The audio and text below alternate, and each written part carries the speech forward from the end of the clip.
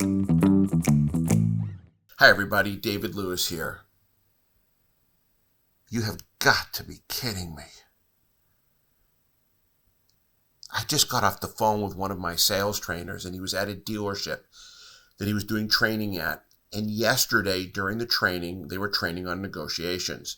And one of the things that we train on is you never, ever, ever ask the customer what payment they had in mind. You lose total control, and the customer just spits out a very low payment, and you lose all your gross.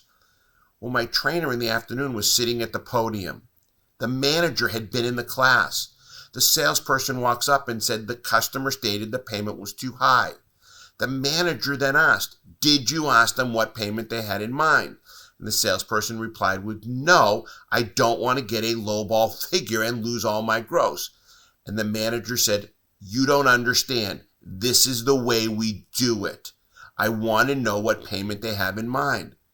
The salesperson went back to the desk, came back with a payment $100 lower than the initial quoted payment. And then the manager got mad at the salesperson because he said he didn't sell enough value. It had nothing to do with value.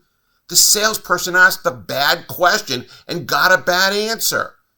And we wonder why we don't make gross anymore.